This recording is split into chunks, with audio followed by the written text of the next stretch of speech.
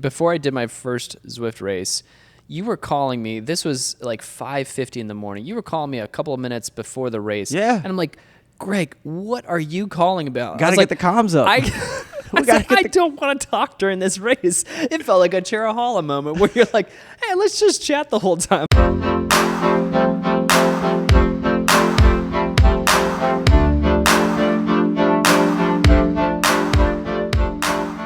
All right, welcome back to Bespoke Endurance. Today is episode 23 of Recreational Rider to Racer podcast series, where Josh and I are transforming into racers, leveling up on the bike and in life in the midst of busy lives, work, and young families. Hit that subscribe button and follow us along on our journey. You won't be disappointed. I'm not going to say it. I'm not going to say it. You might be disappointed. I can't help you, but we hope you're not. Okay. Man, it's been a minute since we've recorded. I know. Where have we been? Why have we not recorded?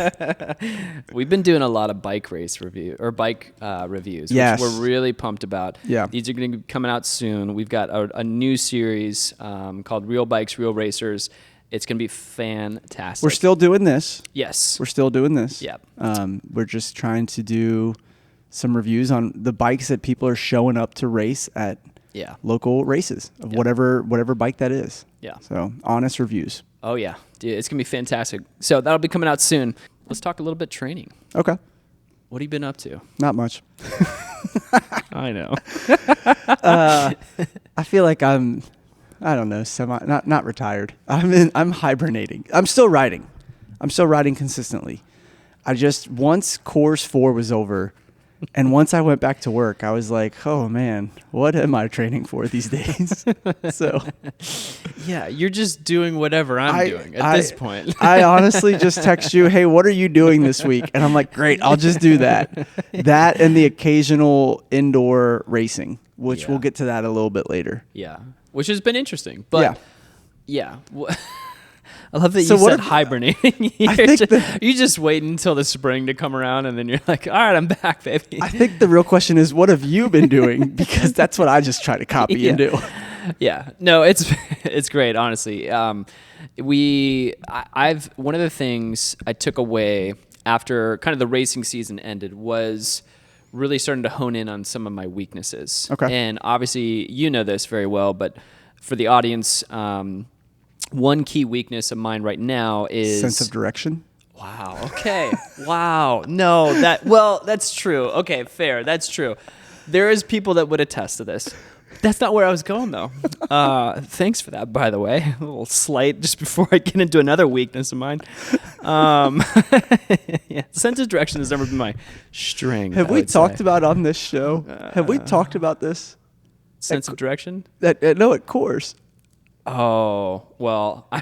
Were you? No, I don't think so. So that joke is because during the race, somehow you followed Dr. Garmin that took you 5 miles off course. 5 miles off course, DNF'd. Because at that point I was like, you know what? I don't think it's worth me going back and finishing this ride. Yeah, no, that's not where I was going, Greg. So my weakness is that I've noticed so far getting into racing is climbing, and specifically climbing anything above probably like a 3% gradient. So typically these kind of equate to anywhere from these like 3 to, sometimes we have some hills that get, can kind of pitch a little bit up to like the 12, 15%, but generally a lot of like the 7 to 8% where just notice that, this is an area I really want to become better and stronger at. It might not ever be my true strength. Like it is a strength of yours, which is great, especially as it relates to road racing. But it is something I really wanted to work on. And so one of the things I've been doing right now is a lot of like this big VO2 block. So with our coach, he's been doing something similar, and he said, hey, I think you should do this. Like this would be a great time to really hone in on this. You can really start dialing in a lot of these 3 to 4 minute efforts, which is what happens a lot of times in races, where you can kind of separate yourself pretty quickly from those that are decent at climbing to those that, like me, where it's maybe not our strength. Like we can hang for a little bit, but then eventually we get dropped because it's just not that much of a strength of ours. So anyways, it's actually been really fun. I've enjoyed it. One of the biggest things I'm trying to do more than anything else is be consistent on my intervals. So for example, if I'm doing intervals of, if I've got 6 intervals I want to do at like 300 watts, I want my outdoor intervals to be very, very close to that 300 watts on all 6 of those efforts. What I noticed is that even during the racing season, when I would do different intervals, especially outdoors, they were not always consistent. Okay. And even on some of these efforts, immediately I started noticing, and our coach noticed, where it's like this decline. Like I would go out too hard on the first interval and the second interval, and then you start to see this drop off after like interval 3 and 4, and then especially when it gets to like longer times where you're doing things like 5-minute efforts, it's like I can't hold that last interval because I've gone too hard on the other ones, or I'm overestimating what I actually can realistically hold. So what our coaches told me was like, hey, like drop down a little bit of like your power and be consistent. Get consistent at like, instead of trying to go at like a 320 effort for 4 minutes, try and drop it down to 300. Yeah. Make sure that you can hit all those intervals and then keep going up from there, instead of going at like, man, I'm missing my, intervals every time because I'm just trying to hit power that I can't hold for 6 repeatable times at a higher intensity than I would like, that I would like to. So I've enjoyed it. We found you found us a really good, there's some really good hills in Northern Kentucky that are perfect for these 3 to 5 minute durations. Yeah. And it's been really fun to be able to do that, especially having you in the morning do those with me. Just that motivation to have somebody else be like, okay, cool, we're going to hit this, and hey, we're recovering right now, and then all right, back up, and then both of us are climbing up doing these. And I would say that it's been fun because I've seen that consistently get better and better and better to where my intervals are like, oh, I'm hitting these all right where I need them to be. I definitely feel like because I've been doing a fair amount of, you might do 2 a week where consistently where I'm doing 1 to 2 a week. Yeah. Or maybe like interval and maybe hopping on a race with a buddy or something. Yeah. But or an indoor race. I definitely have noticed both of us, I feel like I'm seeing 3 weeks in now, 4 weeks in now. You had a good session the other day. The biggest difference was I got outside after school, like in the afternoon. Yeah. I think I'm stronger in the afternoon, more fueled, body's awake, that kind of stuff. But just I've noticed, like for both of us, the numbers are going up as far as our power output, or the duration is going up, or the amount of intervals is going up. But there's definitely been week to week to week an increase in some capacity, whether it be the amount of intervals, the time we're doing them, or the power output that we're doing for both of us. Are you motivated knowing that like, hey, I'm going to be going and doing VO2 stuff tomorrow, and you're like, okay, cool, I might not have anything in mind, but now I'm excited to go and do this block? Yes, in the sense of, because there's no race on the calendar right now. So like spring is easy to be motivated. You're training for your A race. Whereas right now it's like, I don't want to wake up at 5 a.m. to go do VO2 max intervals. Like that sounds miserable. And it's even getting a little cooler in the morning. So I'm like, I got to put on more clothes. Yeah. But having, I think I've only bailed on you once. I've bailed on you once because I didn't sleep good, and then the other time was you're very consistent in the morning. The other time you said let's meet at 4:30, and I said no. I just said no. And I don't blame you for that. I can't. I don't get mad. I understand it 100%.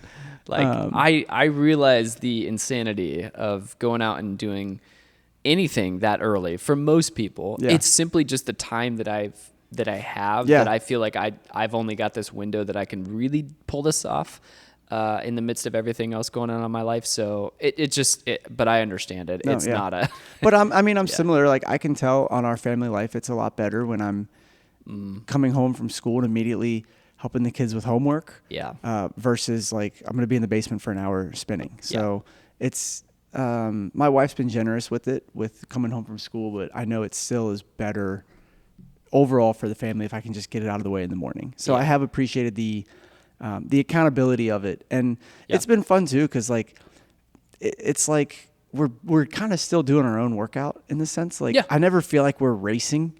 No. Like, I'm just like, you might pass me, I might pass you. I'm like, I'm just looking for my numbers and my output, and I could care less what you're doing. 100% agree. Like, I'd never take anything where it's like, oftentimes where it's like, if you'll go a little bit ahead of me, I'm just like, I just am only focused on my numbers. Yeah. I could care less what you're doing. Yep. Have you gone KOM hunting kind of in this?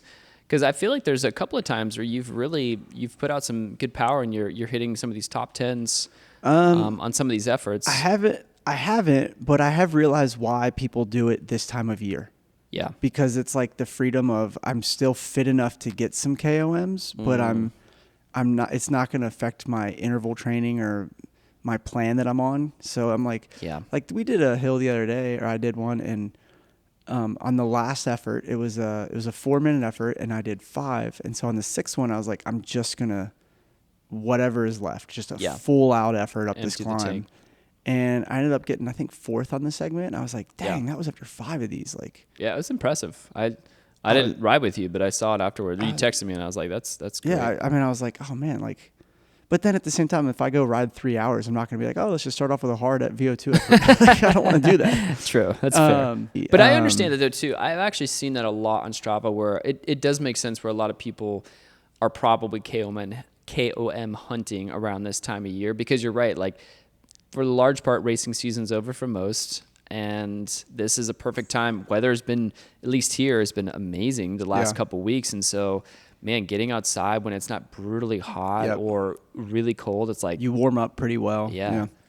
I've also been trying... Jess and I have been trying the Pillar Performance supplement, the triple magnesium. So for supposed sleep and recovery. This is... What week is this now for you guys doing this? Week 4 for me. Oh, so you're at a month already. Wow. Maybe 3 weeks. Yeah, no, 3, sorry. Okay. So, almost a month. Almost a month, yeah. What have you noticed a difference? I don't feel like I fall asleep better, sorry, Pillar, but I do feel like I have deeper sleep. Like Do they claim that? Like you would help fall asleep? I don't think they say you fall asleep faster. They say you have better sleep.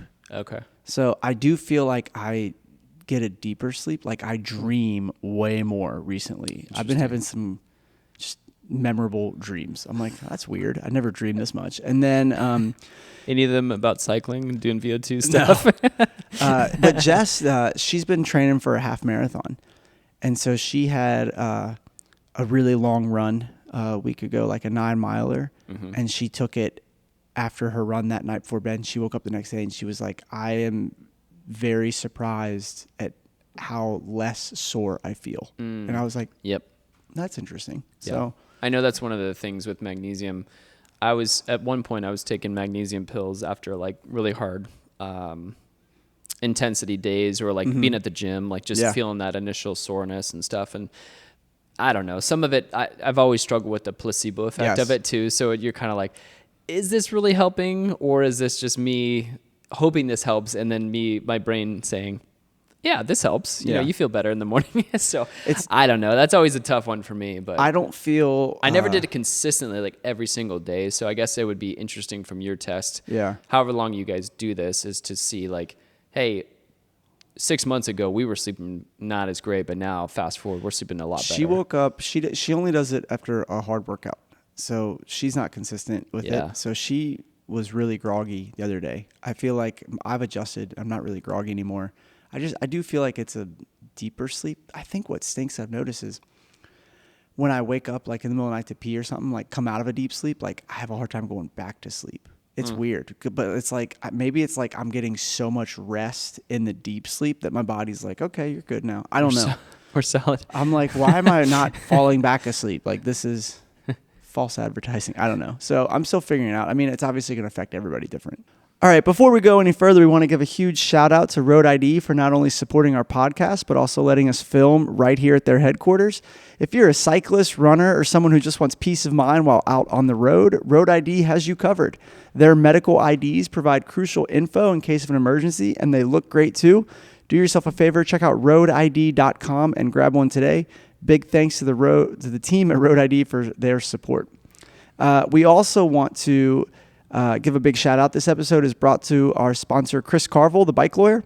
If you are injured in a bicycle accident, Chris is the guy to call. 20 years legal experience and tens of thousands of miles of training and racing. He's not just a legal pro, he's a cyclist who understands what it means to ride and the risks that come with it.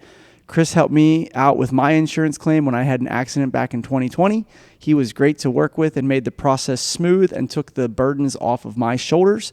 Representing both Ohio and Kentucky injured cyclists, whether you've been in a crash or just want to know your rights on the road, visit KentuckyBikeLawyer.com.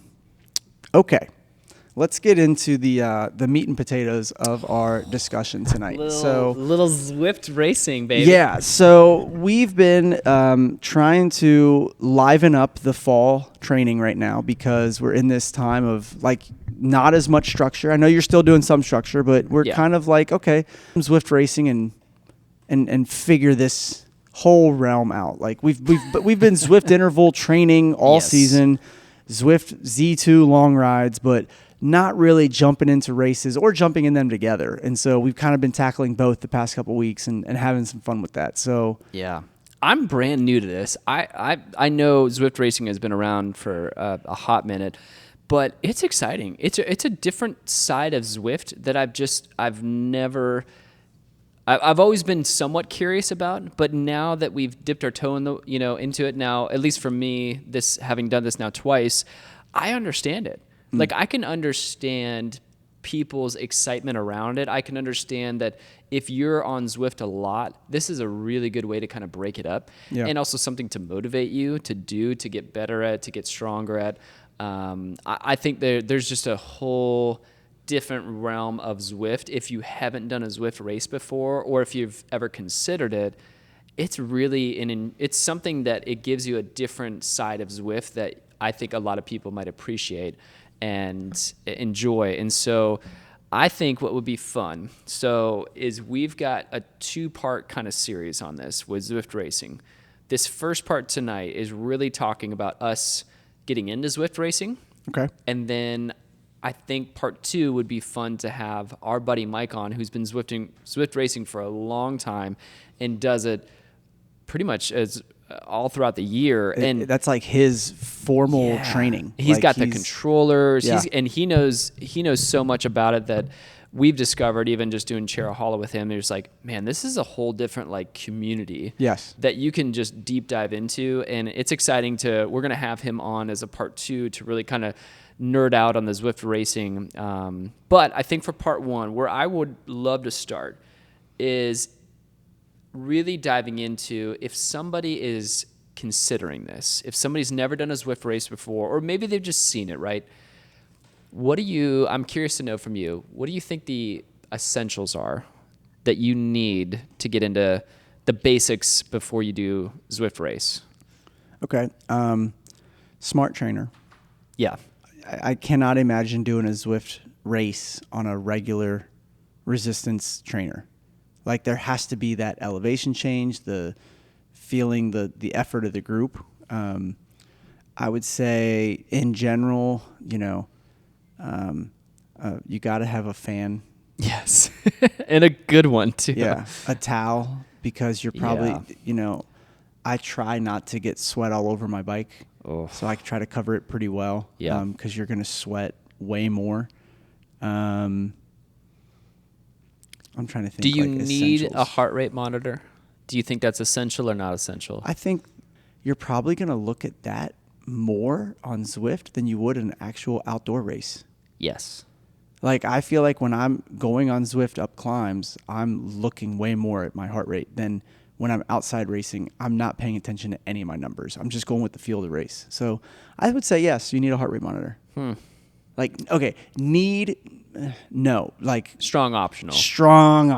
Yeah. Yes, like I would say you should definitely have one. They're going to be very helpful. Yeah. Okay.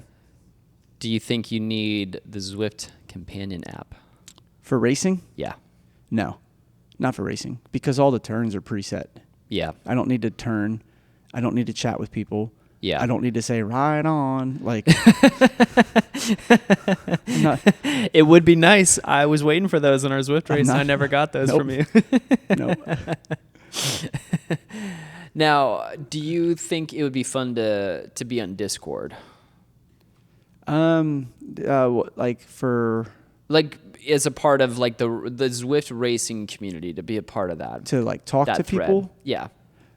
In some capacities, if I was doing a TTT, or like I know we did a race recently, and I was like, I wish I could have communicated to you, not like us having a chat the whole time. Yeah. But there was a moment where I was like, I'm gonna just go all in with 4 miles, try to go with me and see if we can bridge Yeah. up. And I couldn't tell you that, so it ended up just me being an effort. And I was like, I hope he figures out that I'm going now. So I think comms would have been helpful in that scenario. It's true. But also I was messing with my music. And then all of a sudden Greg's like up in front of me for like 5 seconds. I was like, And I was like, because I was going like, I was all in. Oh, I saw it. And Yeah. then I just didn't care.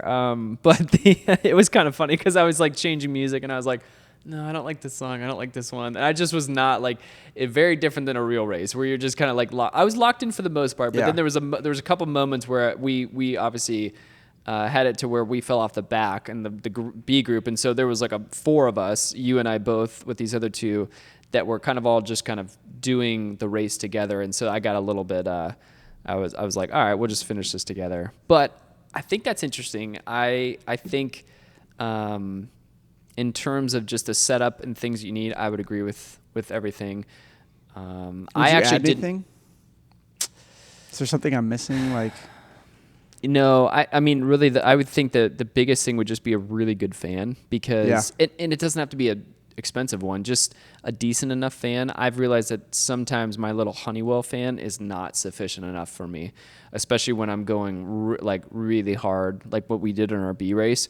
I was sweating so much, and I had that fan right next to me blasting me, and I was like, this fan is not enough. Yeah. So I think I need a better fan. I have a little Honeywell fan. Yeah. I need a fan like my son has, where it's like this giant, like it's like a box fan? Yeah, it's like one of those box fans. I'm like, Yes. this is what I need. Industrial Yeah. strength. But it's interesting. I didn't use my heart rate monitor in the first 2 Zwift races intentionally so that I wouldn't pay attention to it. Freak yourself out. Yeah, and just be like, That's good. I'm at like 182 right now for heart rate. I'd be like, I don't care. You know what's- I'm just gonna like go with this and go strictly by power, and then strictly by like what the race is I presenting. feel. Yeah. You know what's interesting? So the first course we did had some climbing, but they were pretty short, punchy, Yeah. but like, I don't know, 30 to 60 second efforts. Yeah. And not that I was like, I wasn't expecting you to like drop. Right. But like given some of our outdoor climbing where I will be able to get up a little bit up the road. Yeah. I was surprised that you were just like every time right there. And so it made me think like, I wonder how much of it you look down and see your heart rate and you kind of get in your head. Yeah. There's a little bit of that psyche Because that it has was happened in like races. Yep. on both races that we've done, like you've been right there each time. Yeah. We've been pretty Yeah. It's right there. even keeled, like finished very close within each other. Yeah. There is an element of the psyche with the heart rate monitor stuff that I'm wondering even next year. I don't know whether I even want to have my heart rate monitor during a race because it is somewhat of a distraction. Now, it's nice to know when you look back at the data to be like, oh man, I was actually going extremely hard, or I was going way too. Why don't you just wear it, but just not have that I could. on That's the data true. screen? Yeah, you're right. I could Just just do that. disable it on Yeah. the screen, so that way you still have that metric. Yeah, that's Because true. you want to know those I know. numbers. That's true. I would say that, and then I would look back and be like, I would have loved to know what my heart rate was. Yeah. So, and But, then like, our I coach, think- it would be like the same. He'd be like, wear your heart rate monitor. Yeah, but I think that'd be helpful for you Yeah. because I think sometimes, like when we do climbs, you come in really hot, but you look down and you almost like freak yourself out. Yeah. And like, oh, I can't do this, but I'm like, I think you can because Yeah. anytime we've done trainer workouts, I'm like, Yeah. or even these VO2 stuff we've been doing on the road, it's like, Yeah. I'm like, you're climbing a lot better. And I think that there's just a confidence there Yeah. that wasn't there in March. True. So Yeah. All right. Let me ask you this though. How many Zwift races have you done now?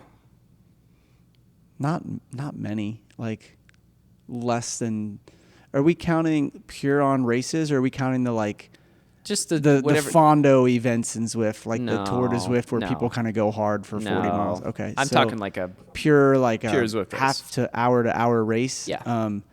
Gosh, I feel like between 10 and 20 max. Okay. Like not many. Do you remember what your first Zwift race felt like? I think my first was like a Fondo-y thing, like the Tour of Watopia that they do every year to kind of keep it fresh in the winter. But it's like you can still join a group based off of level, and people still get into these groups and they're still hammering, and they're still going hard on the stuff. But no, I really don't. Like, I think I've done this season 3, maybe 4 Zwift races. I've done a team time trial. I really don't like those, or I'm not good at them. But yeah, no, not many. You? Okay. Is this like it for you? Like, This is my first Zwift race was when we did the C group the other day. yeah, that was okay. So last week. Yeah. And How was that? it was, I was surprised at how much I liked it.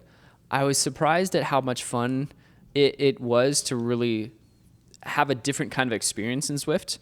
Now, of course, I would always default to be like, it's never going to replace outdoor racing. Like, Right. I need that. Like, I need the crowds. I need the cornering. I need the bike handling of, like, man, you're inches away from other people in a pack and you're flying down these courses. That adrenaline. I need that adrenaline. Okay. I need all those stimuluses to really, get excited about racing, type of thing. Like, if I only did Zwift Racing in 2026, I would never do it. I just would never be motivated. Yeah.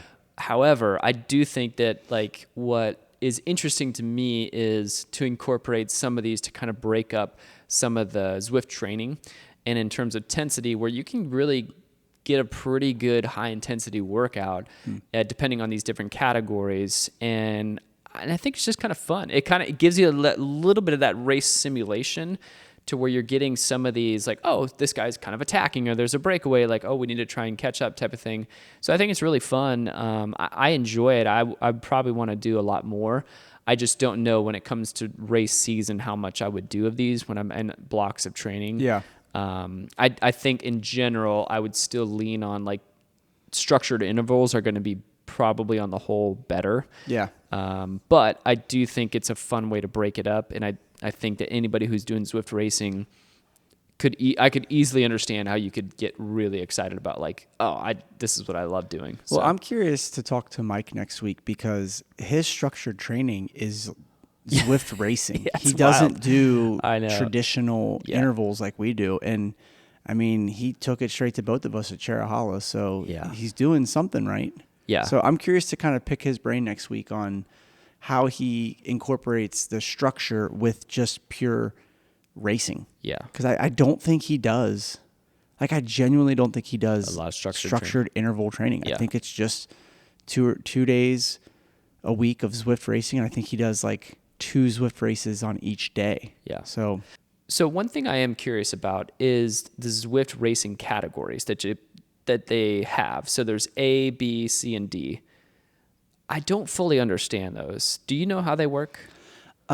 somewhat. So there was an update like somewhere between 6 months and the last year where they kind of revamped those to have a Zwift Racing score. But what I don't, so to level that up, you obviously, very similar to outdoor racing, you just do better in races, and the better you do, the more points you get, then you can cat up. But so I saw one after my race that was like 356. Now that was my like racing score. I've only done 2. Okay. And it was like that number is what they're equating to, like, hey, is the B group in this, like, oh, you need to be in a 400 to 500 racing category to be a good B racer. I don't know if they average the scores. Okay. Or how that works, if it's like a cumulative point up, or they just kind of take the average based off your performance. But there's also an element with it of it's based off of your like power data that's feeding through Zwift. Okay. So, and that's where I don't fully get how it used to just be. It was kind of based off like wattage. Like, okay, so like your FTP, let's say, is a 4.0 watts per kilo. So that's kind of where my FTP falls most of the time. Like, but it was like, okay, here's the the 5 watt per kilo FTP or the 4.5 to 5.2. It was kind of like based on that. Whereas it seems like they're trying to make it more like leveling up that you do from racing, not just from getting more fit. Yeah. Because there is like some intricacies to Zwift Racing that I imagine if you podium, same thing like outdoor racing. Yeah, you would probably score higher because you're like, oh, you podium on a category B race. You know? Right. And then similar to real life racing, once you cat up, you can't race in the category behind you unless they combine them. So if you start off at D and then all of a sudden you get to C, you can't just join a D group because they're like, no, this isn't going to be challenging enough for you, or it's not. They're trying to make it so the competition field is even and fair across that field. Yes. Just like if you were sense. doing an outdoor race. So it's like, you know. You wouldn't want a bunch of guys in category D showing up for a category B race, and then all of a sudden it's like, wait, I'm only racing 10 guys where I should be I would want to race 40 other guys in category B. Right. You know? And same thing, you know, the category D guys, they want to race. They don't want to just join a B ride and get popped in the first minute and be like, well, now I'm just kind of riding really hard for 10 miles by myself. That's not fun. I could just go do that on my own in Zwift. Right. So I think that's a part of it too. I know that I'd have to look more into the like specifics of but I think that's like a general idea of how it's done. Yeah, that makes sense. And let me ask you this. So we did the 2 races that we did together. We did a category C, which is my first one. And then we did the other day, we did a category B race. So how did those 2 categories feel to you in terms of the differences? Well, when we did the B, my Zwift recommended I do the C. Yes, it did. And you were like, no, let's just do the B. And I was like, oh, okay. So I noticed that we were more competitive in the C. We sure were. Compared to the B. It definitely felt like the power right out of the gate was higher and a more hard race in the B. Like, do you remember what you were holding for the first like 2 to 3 minutes in the category B race? Like 350 watts. Yeah, it was something. Like I was like doing what I do for VO2 efforts. I was like, ooh, it's a lot. This is happening. And that was before we got to the climb. I know. Like, it was when we did that race, I didn't think you were in it because there were like 50 people. Yeah, there was a lot. And I was like, I don't see Josh anywhere. I was like, I guess he missed it, or I guess he joined he went to the C group. And then next thing I know, I'm kind of getting popped off, and all of a sudden you come up next to me. I'm like, oh, there he is. Hey, there's both of us. There, he is. There we are. He got popped too. Yep. Guess what? Yeah. So. It was interesting to do the C race first and get that experience, because at the end of it, I felt like, hey, this is this is hard. Like it was a really good workout. The category B was, oh my gosh, like we fell probably like a minute behind, a minute plus the people who finished first, top 3 or whatever it was, maybe even a minute 30. And at the end of that ride, I was like, wow, this is extremely hard. And we were working. We were putting in some serious effort into that. So I think it was really interesting to do these categories where if you're new to Zwift Racing, do the recommended category. But I would have still wanted to do B just to see what it feels like, because I would have still felt like, hey, I've done 3 or 4 C's and I feel good about them, and then I'm like, I want to do a B, just to kind of see what happens. So I will say from a workout standpoint, the difference when we did the C group, it felt more like punchy intervals. Like we're going hard at the climb, we're recovering. Mm-hmm. There's some surging, we're countering, we're recovering. Whereas because we got popped in the B group, it was like, okay, this is now a solo time trial type threshold level effort where I'm just going to try to go really hard to try to close a gap down or catch up. That's where I think comms would have really helped us. Yeah. Was like what I knew at 4 miles to go, I was going to just go empty the tank. Well, okay, and let me stop you there, because I think it was comical to me that before I did my first Zwift race, You were calling me. This was like 5:50 in the morning. You were calling me a couple of minutes before the race. Yeah. And I'm like, Greg, what are you calling about? Got to get the comms up. I don't want to talk during this race. It felt like a Cherahala moment where you're like, hey, let's just chat the whole time. Like, hey, how's your day going? It's like, Greg, I'm racing. I got to focus on what's in front of me right now. And then you're like, I could just imagine you'd be like, yeah, man, this guy's crazy. You know, and I'm like, I don't need that. But I do agree that like communicating in a race would be better. Otherwise, we're just heavy breathing on the phone, which is very weird at 6 a.m. My thought would be like, mute. What are you on the phone? Oh, I'm just listening to Greg breathe really heavy. Hit the mute button. But then it's like, hey, I'm going to try to attack up this climb. Or, hey, I'm going to, went at 4. Would you been okay with us hitting the mute button, though? Yeah.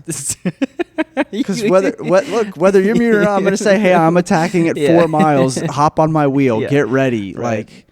And I think we could have, then made some type of effort there. Yeah. But, oh, well. Yeah, it didn't happen. But I like the idea of it, especially the muting part of it. But I also... I just thought it was hilarious. I'm like, I'm not having a conversation. I think it's funny. That's why you thought I was calling you. Well, just to chat while we do a race. I had the fun experience of Cherahala, killing myself on that climb for 12 miles, and you're trying to start up a chat, a quick chat of, talking about our training. Whatever. No, it was great. Okay, so I think it'd be fun. So we've done a lot of outdoor racing this year. And now Zwift Racing, kind of that different component of it. How does Zwift Racing compare to racing outdoors in real life? Okay. Give me your top 3 differences. Okay. So we each get 3? Yeah. Okay. And then maybe after we'll try to find some honorable mentions. Sure. So we can agree on some. I like it. Yeah, Honorable mentions. Let's okay. So my first biggest difference, biggest gripe, or my biggest struggle is the pace lining in Zwift doesn't convert like it does outdoor. So outside riding, you can feel and you feel that effects of a draft and getting in the wheel. Mm-hmm. Zwift Racing, and I know it's a learned skill. I have not figured it out. You try to make an effort to catch up, and then it's too much, and you go through the front too far, and then you try to back off, and I feel like I'm losing so much efficiency because I'm slinking with the peloton versus just finding a good spot to sit in. So I really struggle with figuring that out. And I know it's a thing that just comes from time, but I suck at that. Yeah. That's my number 1. Number 2, this is probably the pet peeve where as soon as the timer hits 0 and it starts, it is just guns blazing. Everybody's doing a freaking VO2 to it is the wild west of everybody's just out, just full gas out of the start. Now, and I know in some crits there's fast starts. Yeah. But you hit a corner, you get a break. This is literally that B race we did. Oh. For 3 minutes, we were doing 350 watts just to start. Yeah. And I'm wild. This is nuts. And I know it eventually slows down, but everybody's fighting for position. But it is, as soon as the timer hits 10 and starts counting down, I'm like, okay, here we go. I'm shifting gears. I'm standing up. I'm like, what are we doing? Guys, what are we doing? It is full gas out of the start. So I don't care for that. Yeah. Especially someone who like me who sleeps into the last minute and then just jumps on the trainer and starts trying to go. That's right. Other difficulty is in a race there are moments to catch your breath. It's even a crit. It's you power up for 30, it comes down. It powers up for 30, it comes down. Whereas a Zwift, it feels like there is no recovery. Because the downhills, you're going just as hard as the uphills because people are you're constantly killing yourself. Yeah. And I struggle with that. I'm like, I just full gas up this climb. I need to get over the top and just catch my breath for 20 seconds. Exactly. And that's not happening. Yeah. There's no recovery. So that's my 3. Yeah. So the pace line crap, the guns blazing out of the start crap, and the no time to recover crap. A lot of crap in there. A lot of crap in Zwift Racing, but I love it. What about you? What are your top 3 differences from outdoor racing? Okay. certainly the bike handling. It's obviously non-existent in Zwift Racing. And that's like kind of your strength in outdoor, like in crits. Like you're not afraid of cornering and getting in there. And I think there's something where if you're only focused on power, that's like there's no bike handling skills in terms of, when you're out there in racing in real life, that's extremely important. And so there's a big difference between guys and gals that are good at bike handling and those that aren't. Mm-hmm. And it is if it's a strength of yours, then it helps you a lot. Like for me, it helps. Oh, totally. And so it's one of those skills in Zwift that like, I can't tap into this part of my strength. Therefore, I don't really like it because I'm not benefiting from putting all the amount of time and effort into getting better at cornering, at bike handling, versus people that just don't. And so I think that's one thing that I don't care for in Zwift Racing, where it just simply doesn't matter. I think the other thing is just the climbs don't feel the same. I have my TACX trainer only goes up to a 10% gradient. Okay. So it's not as good as like some of these new Wahoo Kickrs that go up to like 16. I think the original Kickr Core went up to like 20%, and so the Core goes up to 16, the Kickr goes up to 20. Okay. You got those backwards. Yeah. But mine max is 10, so it's like the gradients just don't feel the same. Yeah. And in real life in climbs too, I think that's just part of it, where there's just something so different about an actual rate, like a feel of the hill. Yeah. Where you just can't replicate it. Zwift does an amazing job with trying their best to simulate that with these trainers and smart trainers, things like that. But yeah, that's probably number 2. I think the other thing is just racing in a basement versus racing outdoors. I've already mentioned it, but I just need that adrenaline. I need to know that like I think it's all the other elements of the excitement around like, man, you've got people watching you. Mm. You've got people like, it's so much easier to quit on a Zwift race. You could hide it and nobody would ever know. Mm. And it's so easy to be like, I didn't do well, I'm out. In a real race, you show up, you put time into it, you're driving to the race, you're showing up, there's other people there. You can't just stop. Right. Like, and if you can quit, but it's like, well, a lot of people knew you were probably racing, and then they're going to ask you about it. And then also, like, people are there watching you, and then it also reflects on, like, this actually shows up on your, the fear. The fear of getting dropped. Yeah. Versus Zwift, it's like, okay, they're riding away. I don't care. Exactly. Okay. And I see what you're saying. I think there's just an element of, like, that adrenaline rush that I need to keep me, like, highly motivated during a race. And I think when you're racing in your basement, as good as it can be, it's never going to be the same. And so that's just one of those big differences for me. I think the more I do it, I'll get more used to it. But those would be probably my top 3. Okay. So should we do some honorable mentions? Yeah. Okay. Power-ups. I don't know. I didn't feel them. I didn't feel like they made that much of a difference in the first 2. There was a hammer one. I think that means you go faster downhill. I've never seen the anvil. It was ones. like an anvil. I thought those were like where you are they downhill? I thought they were just on like flats where you just like, okay, you put the hammer down. No, the flats are the helmet. That's the aero tuck. Like you get an aero boost when you're on the flats.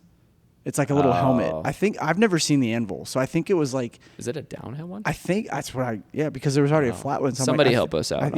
I've never seen it until we did that race the other day. The feather. Which is like, you lose 15 pounds for 20 seconds or whatever. Okay.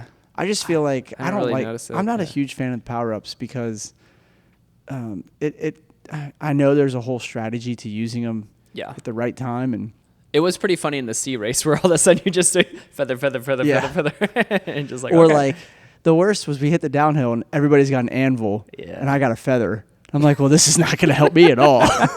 Greg's feathering downhill. Yeah. But no, so the whole power up thing, I don't know. I like for Zwift Racing it being more racy and less game-y. And I think the power ups make it more like game-y. But some people people love that. They love the gamifying Zwift or whatever. So yeah. I mean, I think they're fun on like, I'm climbing up or whatever and I get a feather. It's like makes me like a group ride or something. But in a race, I'm like, I don't know about this. Yeah. Other honorable mentions. What do you think? Well, Yeah, I mean, latency and response times. I mean, that could be something that I could easily see that as a frustration for some people. Yeah, So, I mean, explain briefly. Just explain latency, like response time. You just mean like you pedal and it takes a minute for it to register your exactly going harder. Okay. Yes, and I think I noticed that obviously the first two races where I'm just like, okay, this is not the same as racing outdoors. Where a great example is like depending on the bike that you have. Like our bike, super like it's just got that Snap. Yeah. And as soon as you want to go, it's like boom, that bike is Yes. responding immediately. Not the same on the trainer. So Thank you, Tarmac. Shout out, you glorious bike. But it is that idea of in a race, those quick little snap moments happen all the time. And in Zwift Racing, I just am not used to it. And so it's kind of that figuring that out too. Yeah. Because you'll see people start surging and you're like, okay, I'm surging too, but my guy is not like, it doesn't feel like he's responding the same. So, Okay. yeah. I think that's fair. Yeah. But I do think like some, in terms of the similarities, I could see the fact that like, you're working extremely hard. You're putting in a lot of effort. Like these Zwift races aren't for the faint of heart. Yeah. Similar to outdoor racing, I think there's obviously a lot of, high intensity, that you can benefit from them certainly and get stronger the more that you Zwift race. If that was kind of your thing, you could certainly make a case for the fact that like you could get stronger just by racing more in Zwift. Yeah. I definitely noticed. So how Zwift now has the like almost averager of the power you're riding in, not the number, Yes. but that color graph. Yeah. I notice when we race, like I'm like, man, I'm really hitting pretty even time, cumulative time in every difficult zone. And I was Yeah. like, that's really interesting. Like I'm getting, now obviously structured training is a little bit more polarized. Like I'm just doing VO2 and then super easy, but it was interesting to see like a pretty, like, okay, I'm hitting my tempo, I'm hitting my threshold, my VO2, and my like neuromuscular stuff. Like I'm like pretty evenly spaced on all of them. I thought that was really interesting. Yeah. As far as getting an even across all power zones type workout, because that's closer to like a race outside. Yes. Like you're not gonna be Oh, yeah. You're zone hitting all twoing your, and then all just your going up a zones. hill hard. Yeah. Yeah. So Yeah. Would you recommend Zwift Racing now that you've done it for those that are interested in it or maybe they've been curious about it? yes, absolutely. I don't think it doesn't exactly correlate like an outdoor race, but it's competitive, it's fun, it breaks it up. It kind of gives you a sense of community. Like if you're racing, you can race with friends. I think that's really fun. Finding people to consistently race against or weekly races that are from the same, hosted by the same group, kind of like almost like a group ride but a race Yeah. effort. So I think that's definitely. I didn't think about this until you mentioned it, but yeah, I could understand the community aspect of it. Could be really cool if this was like you had you started to get to know a lot of the same people doing the similar races that you did. I could understand that, especially if you are trying to engage in that, where you're getting on Discord and doing it or trying to build some of those relationships. I think that's really interesting. And I know there's the dads inside riding trainers. Yep. And it's like they're very like active in the early morning hours because they're Yes. all like working like kind of the same boat as us. They all have young kids or kids and they got to get up and get their ride in before they go to work at normal work hours. So yeah. Do you think it's like a motivation for those that maybe struggle with the idea of getting on the trainer to begin with? Yeah, I do. I think I've noticed like for community, like even this week, the last couple of weeks when you're like, hey, let's go do some intervals. I'm like, oh, okay. Like I'll do that with a training partner. Like having that accountability makes it like helps me get out of bed. And so same thing, like the night before you look forward to okay, I'm going to sign up for this race and that's what's going to get me up in the morning and get me going. And especially if you have somebody else, like a buddy that you're like, yeah, oh, let's do this together. Let's go do this race together. Cause like, I don't want to bail on Josh. Like, yeah. Well, and I could understand the motivation too. And I guess I've just never thought about this because we haven't done it, is like the idea of a motivation to like, let's say we both were getting on Zwift at like around 6 o'clock. It's like, if we weren't doing a race, it's like, I'm not exactly motivated to go ride with you in Watopia. It's like, Yeah. I don't really care. Right. But doing a Zwift race is like, oh no, let's do this together. Yeah. Like, that'd be really cool. For And sure. it's like, that's motivating me to be like, oh, I should show up for this. You know? No, absolutely. So I totally agree. yeah.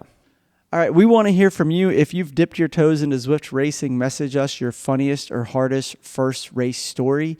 Or what are Josh and I missing? What do we really need to get better at Zwift Racing? What hacks have you found that have worked really well for you? We'd love to hear them in the comment section, so please comment below. All right. So now we're going to dive into this week in cycling. And honestly, there has been a lot. Yeah, we've been away a long time. There's a lot that's been going on. And it's all good. It's all very exciting.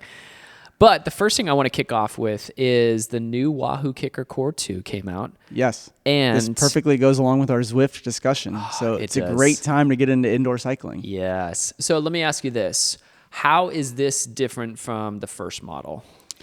As far as the internals, not a whole lot. They register the same max power, gradient, that kind of stuff. It claims that it broadcasts power data up to 10 times faster than the previous model. That I don't know what that's going to transfer over to look like. There is a hardware difference, so the base is different looking. If you kind of compare how it's set up, they claim that it's a lot quicker and easier to actually just set the thing up now. I think what's been really interesting is the last 2 years kind of following the trainer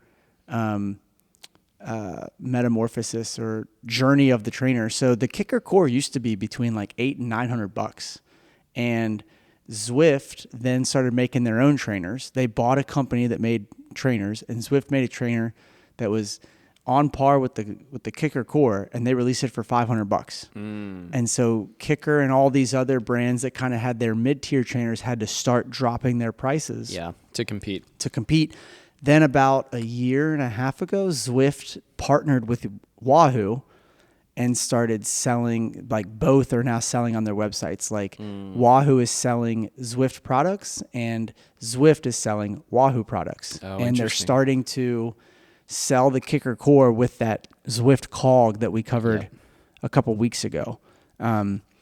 So the new Kickr Core with the new Zwift cog, which has also had a small update to it, are now going for $550 total, which I think is a good deal considering I really want that cog. Yeah, it seems like a pretty reasonable price for what you're getting. Now Zwift, this I don't know if it was this week but they have also discontinued their controllers. Yeah, those like why Zwift, did they do that? I think, if you go and look at, and we'll throw some B-roll footage up on this, but if you look at the new Zwift call controller, it used to just be an up or down button. You shift up, you shift down.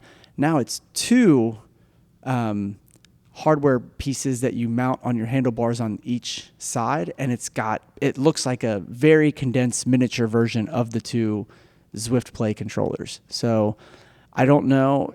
I don't know how you're going to steer, if that's still a thing, because there was like steering in racing to get in the draft. But maybe that just wasn't a feature that was enough people were doing. Maybe they weren't selling enough of the controllers. Interesting. But it looks like they've kind of taken the controllers and made them really, really tiny, just to thumb buttons. Okay.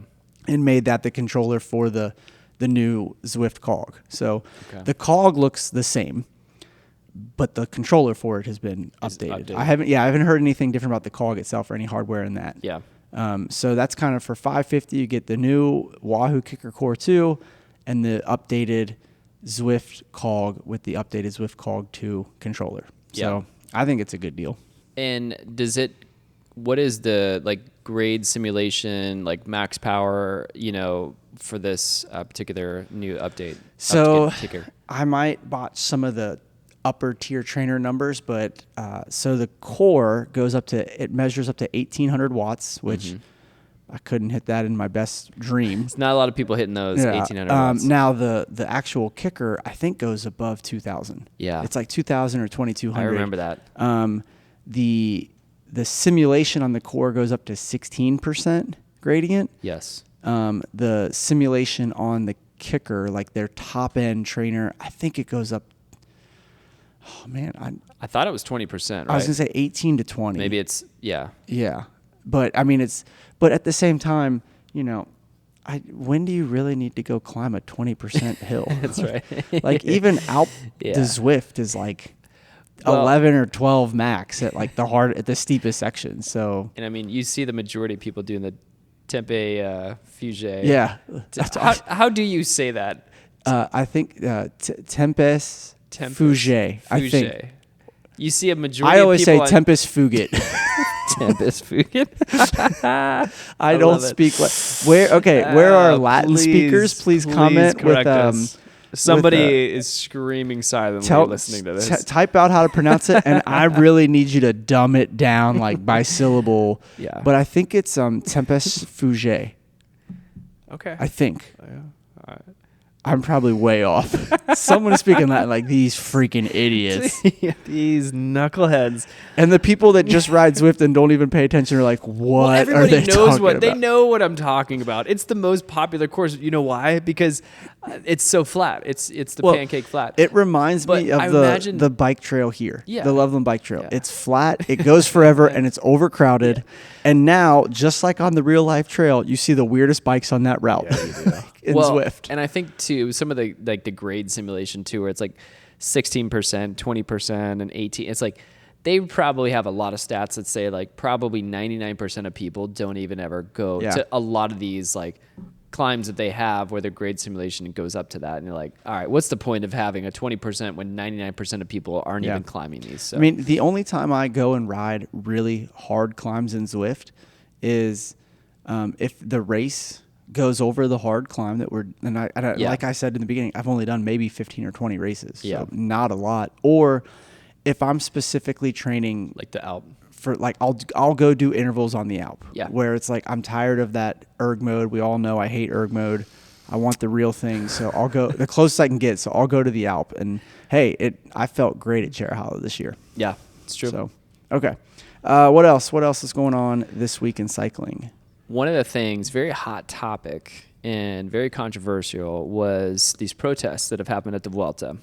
So the Vuelta came and went. Congrats to Jonas for winning it. But I'm just going to go through this really quick in terms of these protests and what has happened on these different stages to kind of summarize it. So on stage 5 on the team time trial, they blocked Israel Premier Tech's team time trial. And, stage 11, the stage was neutralized with 3K to go. No winner was declared. Stage 15 caused a crash involving a movie star guy and somebody else. That individual later withdrew from the race. Stage 16, the stage was cut short and the finish was altered due to protests blocking the line. And then stage 18, the individual time trial, the stage was shortened from its original plan and basically kind of cut in half due to safety concerns to the protest. And then on stage 21, the stage was canceled, stopped before its completion just due to the massive protest invading kind of that like circuit route. And so the finishing laps and the traditional ceremony were like abandoned. So that's a lot. Yeah. That is a lot that has happened. Now, what I'm curious to get your thoughts on is, what do you think of these protests during the Vuelta? Okay, so I do want to say that, like, I don't want to be political in this. Yeah. Like, we're not a political podcast. There's other podcasts There's plenty of other political podcasts to listen to for that. But I want to talk about this not from a political standpoint, but purely from a protesting anything interrupting a professional sport. Yeah. So I found it really frustrating. This isn't the first time I've seen protesters kind of delay or stop a race. I've seen it a few years ago in the Tour. So my thing is this. Most countries have laws around ways to safely protest freely whatever you want on whatever side you want to protest. When people break those laws and risk safety of other people, like you said, stage 15, them running out into the peloton, causing a crash, I find that really frustrating. I don't think that professional sports venues are the best way to protest something. I think in a lot of ways it annoys a lot of people. I don't think it necessarily brings like awareness to whatever you're trying to protest. It's more of like, these people are there, they want to race. The people watching, you know, they take off work, they want to go enjoy the race. The people on TV, like, they want to get the coverage. Like, there was one day when the stage just ended and there was just no ceremony. It was like, okay, the stage is over, it's done. And I was like, that stinks. So I'm fine with people protesting and feeling however they want to feel about any given topic.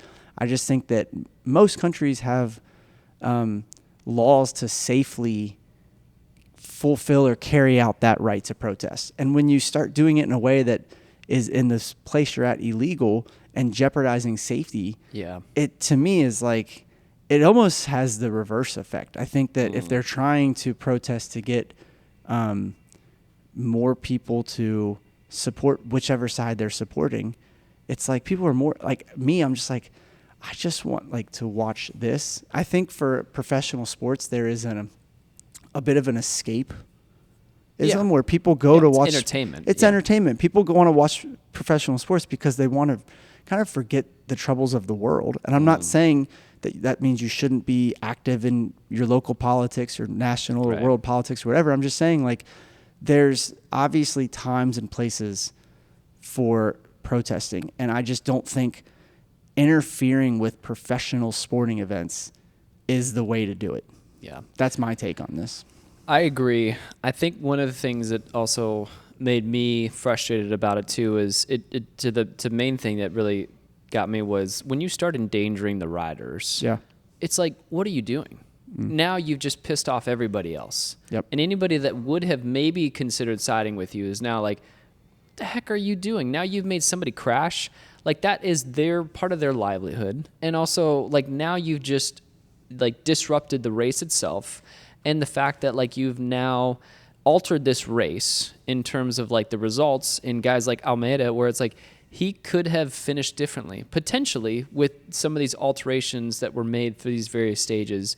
And if I'm him, I'm like, man, that's frustrating, you know? And so I think when you endanger the riders and do it in a way that you're just, you know, it's obviously illegal to do in these type of capacities, to your point, it ends up like to the reverse effect of probably upsetting more people than you initially were trying to win over to your side just by protesting this. I understand it's a highly visible, you know, it's a highly trafficked, you know, event where you got a lot of eyeballs on this, but at the end of the day, you could still protest this in a way that you can get your message across without doing it to where you're endangering riders.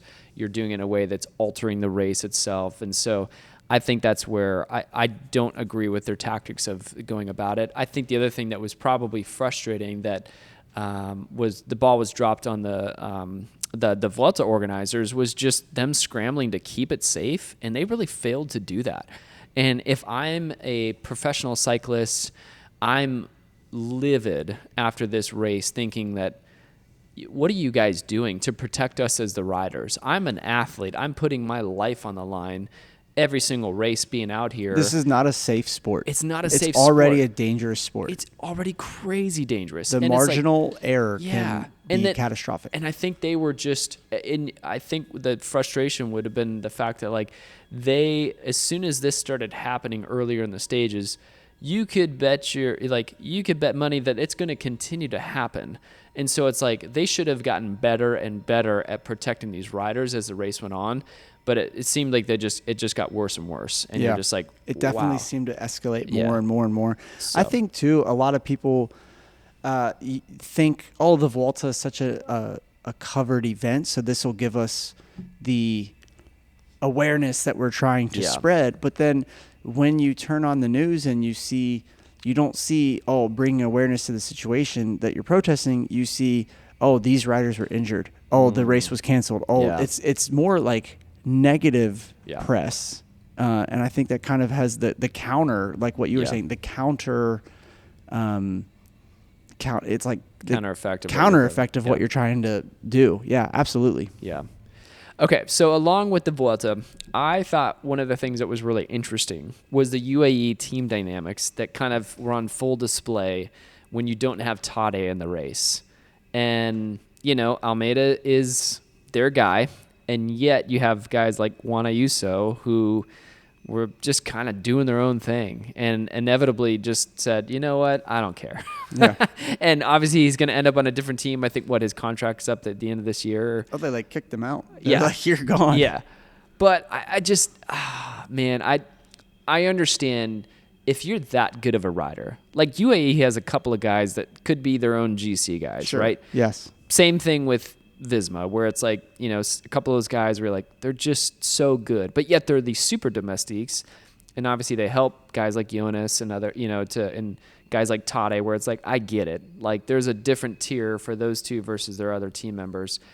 But I think that Juan Ayuso in particular just didn't, I don't think he did himself a lot of favors with just this, like, I don't care anymore. Attacking, winning a stage, then the next day when his teammate needs him, he just sits up and doesn't work. Yeah. That I'm like, does, what? I just, that doesn't spread some good vibes on the team. I can't imagine, like, I understand, like, he's obviously an extremely talented rider in that he could be his own GC guy. Mm-hmm. But man, if you're a bad teammate, I'm out. Like, it's like Ben O'Connor. To me, I'm like, that Netflix series. Is this the new Ben O'Connor for you? I think so. The least likable guy for you in the peloton? It's like that. They didn't like that. If I'm watching that Netflix series and I'm Ben, I'm like, I'm livid looking at how they painted him. And honestly, I'm like, maybe they just painted him correctly, where it's like, you're a complainer, you're a whiner, you're not a leader. And I'm like, why do I want that guy on my team? Yeah. He's not the leader I want to be under. Like, in comparison, when you look at a guy like Jonas or a Tade or somebody else where you're like, okay, like they're like a great teammate. Yeah. Like, versus like Juan Ayuso being the team leader, I'd be like, I don't know, man. Well, let's look at both of those for a second. So Tade and Jonas. Yeah. Okay. 2 years ago in the Vuelta, the American Sepp Kuss, Jonas' teammate, he wins. That's right. Jonas does not he kind of attacked a couple times, but he accepted that. This past week in Montreal, Tade goes. Oh, yeah. Brandon McNulty, an American, bridges up to Tade, his teammate, who wins the stage. Tade sits up. And he points to McNulty, and McNulty, there. So I think that both of those guys, what make them so great is they recognize, these guys do so much work for me and the races that to me matter the most. Yeah.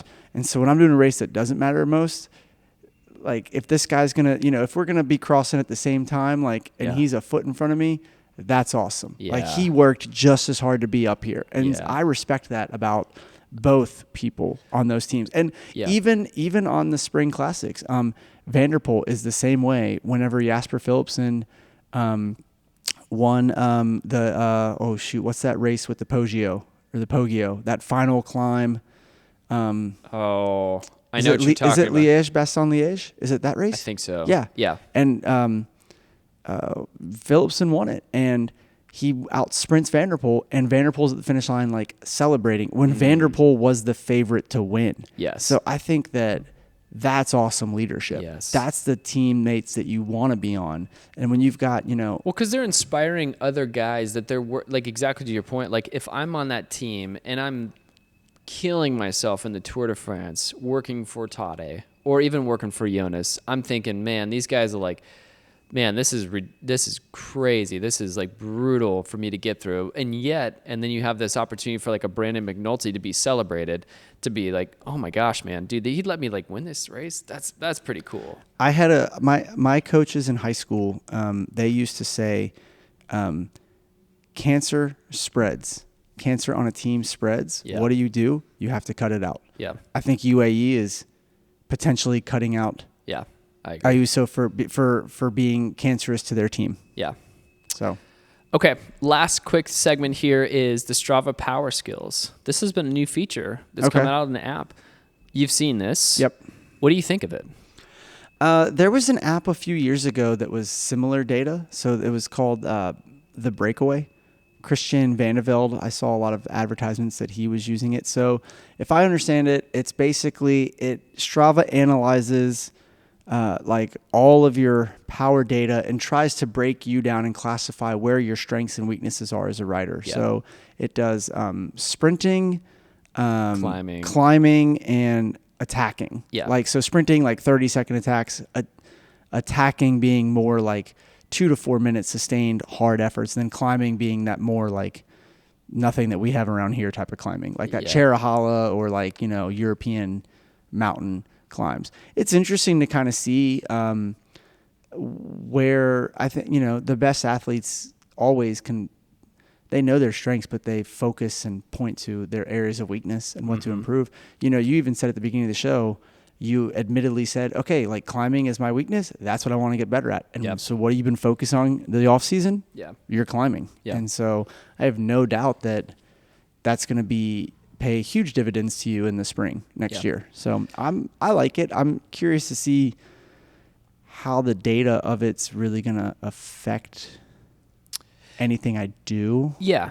It's interesting. I think about it in a sense of like, there's probably a lot of people who don't nerd out on their data. Like we've used Training Peaks and we look at data from races and other things to where we're pretty in tune with like some of our best efforts on different strengths that we have. They have like purple where it's kind of your performance shape, and then like the blue, short explosive, green, medium, orange, longer endurance efforts. But it's like, I think in terms of their ranking, like their global ranking, where it put me in categories of elite, all 5, I'm like, okay, this is way off. I'm not an elite climber. No, of course.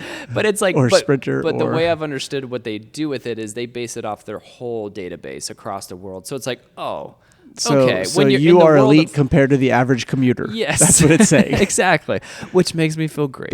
But I think what's the only interesting thing for me was I was just thinking about like some of the data, and I was just thinking about this where I'm like, even asking ChatGPT, like, how would you use this data? And what some of my data was like, okay, so if you're in a race, you could use, it looks like one of your best efforts was 521 watts for 1 minute. You could use that on attack, knowing that like, hey, at my peak, at my best, I've held this amount of power. I know that during a race, I could use that 1 minute to my advantage if I need to. Okay. Or same thing where it kind of goes to like the different, 2 minute efforts, like 418, 3 minutes, 385. So just that idea of like, could you use this data as an athlete to your benefit? Yeah, absolutely. And it just is another data set for somebody else that might not be looking at all these other things that maybe we would as racers. So I think it's cool. I don't know how much I'll look at it or like utilize it. Time will tell. Maybe in 2 months we're gonna be like, dude, this is the greatest thing ever on Strava. Could be, yeah. I like it though. I like this is why I pay for this. Exactly. I like the best efforts though. Those are fun. I really enjoy those because then you're like, okay, cool. Like this is my true best efforts so far, and I'm like, okay, so those are really good. Absolutely. Okay. All right. So what we would love is we want to hear from you guys. Obviously, hit that subscribe button. But we also would love to hear your takes, especially on Zwift Racing or any of topics that we've covered, whether it's the Vuelta, whether it's the new Strava Power Rankings. We would love to hear what you guys think of it. And if you have done Zwift Racing before, give us what you love or maybe don't love about it. We'd love to hear from you guys. Or join us at 6 a.m. Eastern for some racing. That's right. You could join us. Can you wake up as early as Josh? Yes, you can. The 4:30 a.m. races. All right. Until next time. See ya.